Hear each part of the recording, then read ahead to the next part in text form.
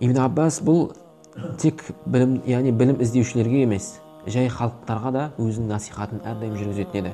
Оның бір насихаттарының бірі, бір күні шығып айтады, хутбаға шығып айтады. Я сахибад-замб, ей күнәһар дейді, ей күнә істеуші адам дейді. Ла таъман ақибата замбик, сен ойлама дейді, сен өзіңе тыныштық таппа дейді. Ертеңгі сол күнәңнің арты не болатын жайлы сен тыныштық таппа дейді. Сен қалай тыныш боласың дейді, егер де сенің ертең күнәңнің артында не жатыр, оның Аллах Тағала оған жазасын беріп қояды дейді. Сен біл дейді, күнәнің артынан келетін жазасы дейді, ол сенің күнәңнен де үлкен нәрсе дейді.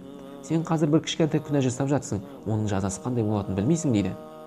Ей күнәһар дейді, сен оң жағындағы, сол жағындағы періштеден ұялмайсың дейді. Сенің сол ұялмайтының дейді, сол жасаған күнәңнен де үлкен дейді. Яғни сен сол ұятсыздық жасағаның, күнә жасағаннан да үлкен дейді. Ей күнәһар дейді, сен дейді, мынау күнә жасап тұрып күлесің дейді. Бірақ сол күнәға күлгенің дейді, сен сол жасаған күнәңнен де үлкен дейді. Ей күнәһар дейді, сен дейді, сол күнәға қол жеткізіп қуанғаның дейді, ол сенің жасаған күнәңнен де үлкен дейді. Ей күнәһар дейді, егер де сен сол күнәңа қол жеткізе алмай қалып, сол күнәға қол жеткізе алмай қалдым ғой деп бір қайғы шегетін болсаң, соның өзі күнәңнен де үлкен дейді.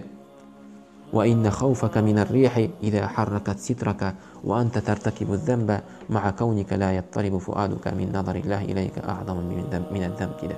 Ей күнәһар дейді, егер де бір жел тұратын болса дейді, жел тұрып, сенің мынау үйің болсын, басқа бір талдар болсын қимылдайтын болса, сен күнә істеп тұрып, және де сенің жел тұрғанның өзінде түрлі мынау киім болсын, басқа нәрсе болсын, ол не қылады, желдің несіне байланысты ол қозғалады дейді.